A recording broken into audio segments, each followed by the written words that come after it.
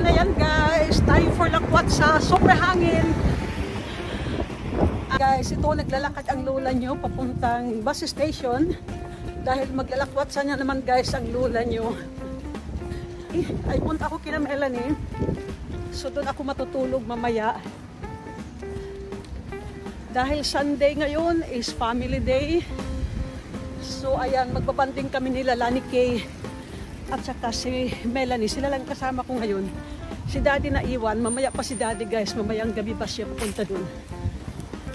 Autumn na mga lalab. Nagsilaglagan na ang mga dahon. Pangit tingnan dahil madumi na. Pero lilinisin naman yan nila dito. Pag naubos na yung mga dahon, saka pa nila lilinisin yan. Hinihingal ako dahil ito nga nagmamadali. Pero mayroon pa naman akong may 10 minutes pa. Siguro ayan, mga 3 minuto na lang lakarin papuntang bus station. So may time pa tayo. Dadaan muna ako dyan sa tindahan sa loob ng train station. Bibili ako ng soft drinks na mainom ko sa bus.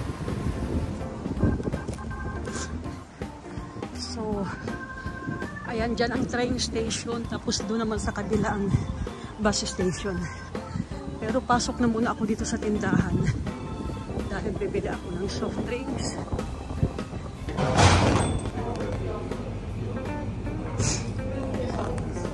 So ayan, punta na tayo sa bus station.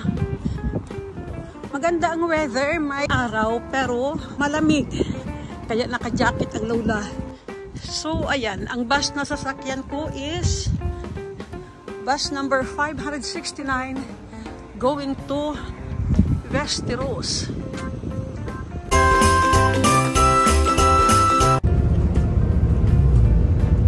Ano kaya bakit lumig ang bus na?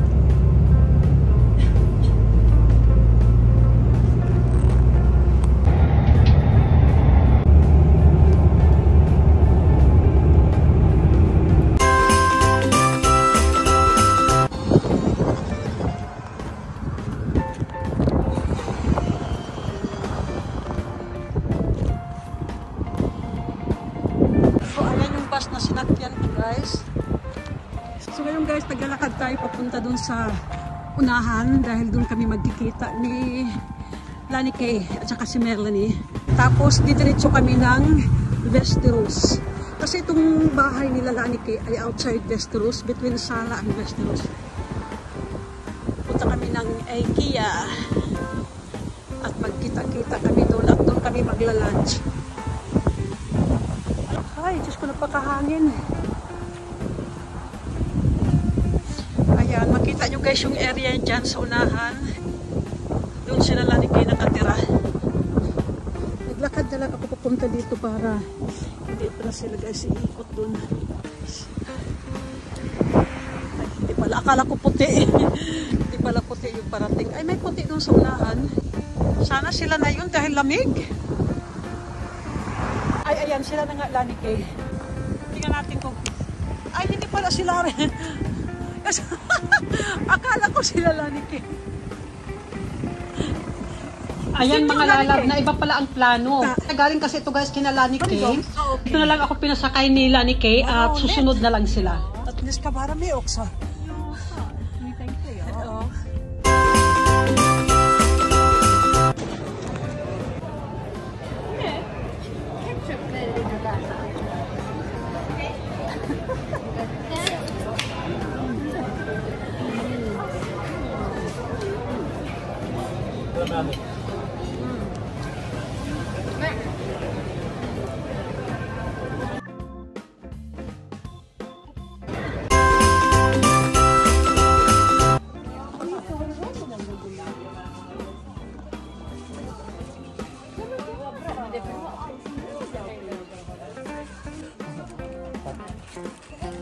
Oh, you really like Halloween?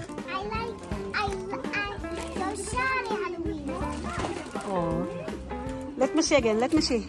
Yeah. Oh, what a bloody hand. I'm gonna have it. Okej, ska vi gå till kassan då? Nej, jag kommer vara en vampyr. En vampyr också? Again, show it again. Ito siya.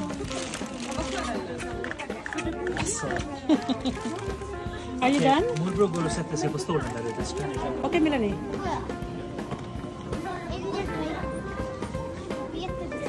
Again.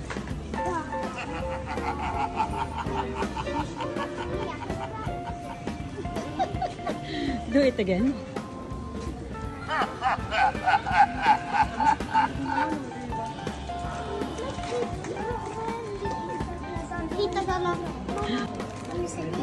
Are you allowed to open the launch?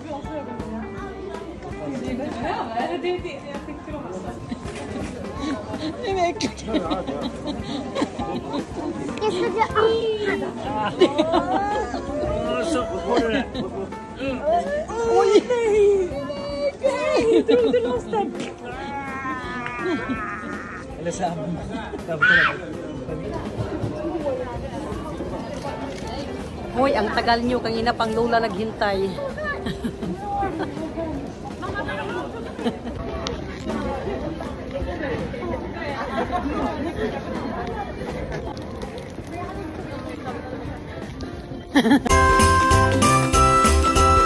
Aalis na sila. Mauuna sila, guys. At iiwan kami nila ni Kay dahil hindi pa tapos yung shopping namin. Ayan. Nun kong tisalalar. Ska vi göra? Love you all. Bye-bye.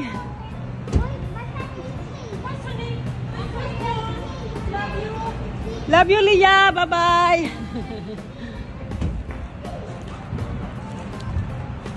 So, ayan. Babalik kami sa IKEA, sa shopping center. Babay lang kami kay Larry at kinuha ko yung gamit doon. So, inilipat namin kay malapit lang pala, King. Dupakiran ni Hera, King. Bilang. Kasi nauna kami kanina, huli si Lanike. Timing ang napakalapit lang nila mag-park. Diyan lang si Larry nag-park at dito kami. Dito si Lanike.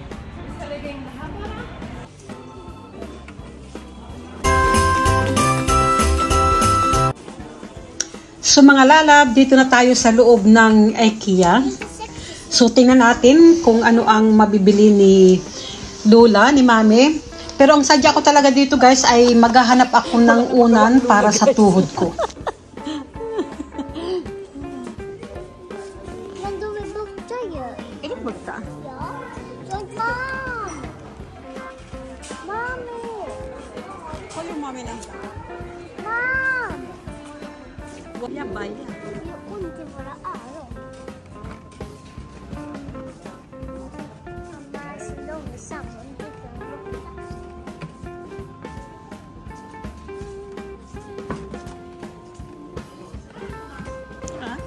Original ng IKEA. Ice Sweden.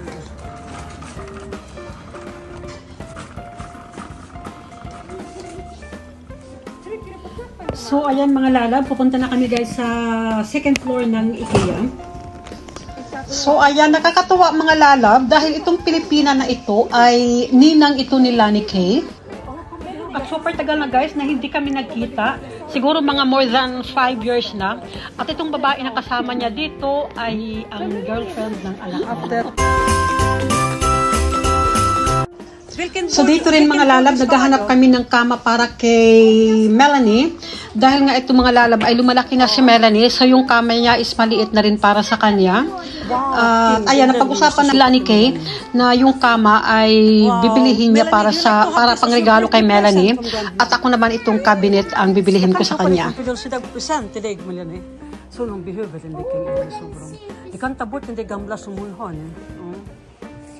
Den är lite sliten och sönder och så. Typ, där kan man typ lägga glas, där kan man lägga byxor, här kan man lägga klänningar och tröjor och sånt. Det var jättefint. Och det måste vara den här färgen som är på just nu. Wow! Den där, det matchar också på hennes väggen, den där lila. Det är det typ av rosa. Wow! Den där sängen är jättebra. Titta, det är massor med lådor under. Ja. Ja, precis. Ja, så om du tänker på liksom. Ja, och det här lådorna. Och det kan vara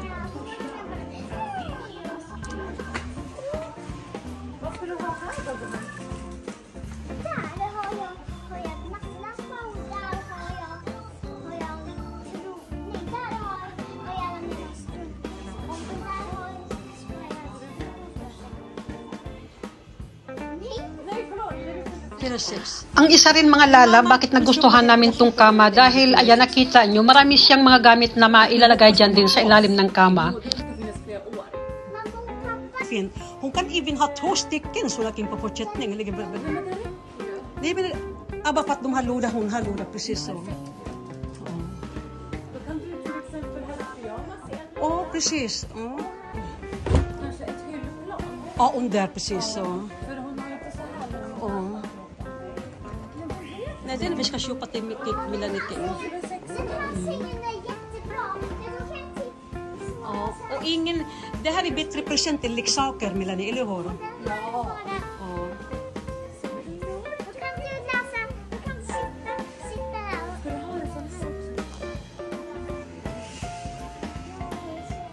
Kan du sova så där? Åh. Good night. So, mga lalab, meron din kaming nakitang ibang kama dito at cabinet, pero mas gusto namin yung una naming tiningnan. Det är lite nästan som en success, som bättre möbler. Det har du rätt i. Ja, det finns säkert annat att köpa.